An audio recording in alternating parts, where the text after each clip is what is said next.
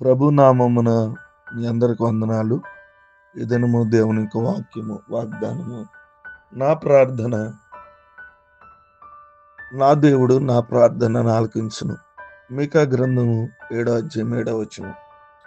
ఈ దేవుని బిడ్డలారా, కొన్నిసార్లు స్నేహితులే అపనమ్మకస్తులుగా మారవచ్చు. అయితే ప్రభు మనల్ని విడిచి దూరంగా ఎప్పుడు వెళ్ళిపోడు.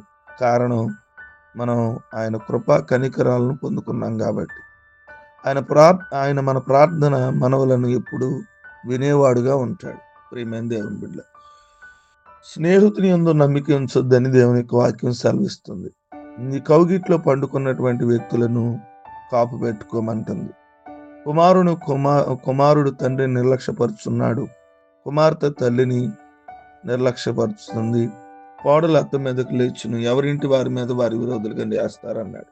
అలాంటి పరిస్థితుల్లో కూడా దేవుని యొక్క వాక్యం మనకేం సెలవిస్తుందంటే, దేవుడు మాత్రం నీ ప్రార్థన ఆలకిస్తాడు అని దేవుని యొక్క వాక్యం మనకు చాలా స్పష్టంగా తెలియజేస్తాడు.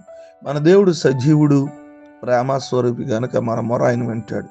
ఆయన నిబంధన స్థిరపరిచేవాడు గనుక తప్పనిసరిగా మనల్ని ఆదుకుంటాడు.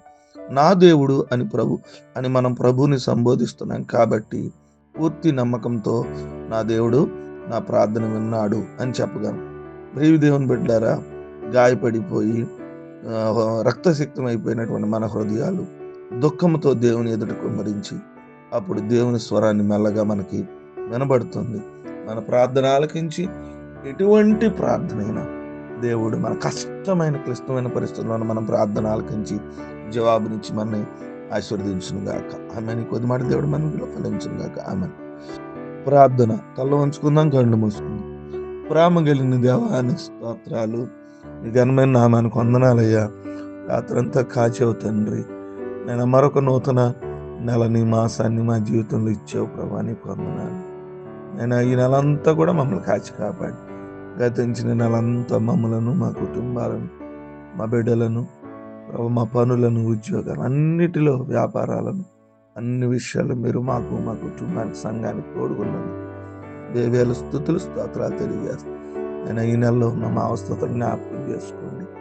నేను నూతన ఆశీర్వాదాలతో నింపండి, నూతన వాగ్దానాలతో దయచేయండి, నూతన దీవెనలు దయచేయండి. నేను నా దేవుడు నా ప్రార్థన ఆలకిస్తాను. ఈ నెల మా ప్రార్థన ఆలకించి మా బిడ్డల జీవితాలు నూతన కార్యాలు జరిగించండి. పుట్టినరోజులు, వివాహ దినాలు జరుపుకుని బిడ్డలు జ్ఞాపకం చేసుకోండి. అనారోగ్యాలతో ఉన్న వారిని జ్ఞాపకం చేసుకోండి. ఈ దినము ప్రభా దేవాలయంకి వెళ్ళి నేను కృతజ్ఞత ఆరాధనకి, ప్రభా మొదటి ఆదివారపు ఆరాధనకి నేను ప్రభు బలకు వెళ్ళి మిమ్మల్ని ఆరాధించే కృప దయచేయమని ప్రార్థన చేస్తాను. ఈ దినమంతా కూడా మమ్మల్ని, మా కుటుంబాలను ఖాయమని ప్రార్థన చేస్తాం. మీ ఉన్నతమైన కృపలో మమ్మల్ని దీవించి ఈ దినదీవులతో నింపమని ప్రార్థన చేస్తున్నాం నడిచిన తండ్రి. ఆమేన్.